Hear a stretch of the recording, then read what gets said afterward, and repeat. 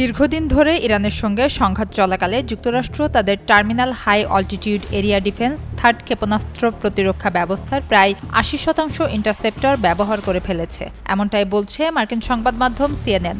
এর আগে রয়টার্স ও সিবিএস এর এক প্রতিবেদনে বলা হয়েছিল, ইরানের বিরুদ্ধে যুদ্ধ চলাকালে যুক্তরাষ্ট্র তাদের দীর্ঘ পাল্লার নির্ভুল ক্ষেপণাস্ত্রের বৈশ্বিক মজুতের একটি বড় অংশ ব্যবহার করেছে। সুস্থ জীবন, সুন্দর পৃথিবী। সিএনএনের প্রতিবেদনে দুজন সংশ্লিষ্ট সূত্রের বরাতে বলা হয়, যুদ্ধ শুরুর আগে যে পরিমাণ থার্ড ইন্টারসেপ্টর ছিল তার প্রায় ৮০% ব্যবহৃত হয়ে গেছে।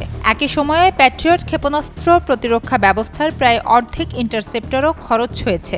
প্রতিবেদনে আরও বলা হয়, ক্ষেপণাস্ত্রের মজুদ দ্রুত কমে যাওয়া এবং মধ্যপ্রাচ্যে যুক্তরাষ্ট্রের মিত্র দেশগুলোর মধ্যে ইরানের সম্ভাব্য পাল্টা হামলা নিয়ে উদ্বেগের কারণে প্রেসিডেন্ট ট্রাম্প ইরানে পরিকল্পিত বড় ধরনের হামলা থেকে সরে আসেন। এদিকে যুক্তরাষ্ট্রের প্রতিরক্ষা দপ্তর পেন্টাগনের প্রধান মুখপাত্র শন পার্লেন সিএনএনকে এবং হোয়াইট হাউসের মুখপাত্র আনা কেলিও বলেন, প্রেসিডেন্ট যখন যেখানে যেভাবে নির্দেশ দেবেন সেই অভিযান পরিচালনার জন্য যুক্তরাষ্ট্রের কাছে পর্যাপ্ত ক্ষেপণাস্ত্র, গোলাবারুদ ও অস্ত্রের মজুত রয়েছে।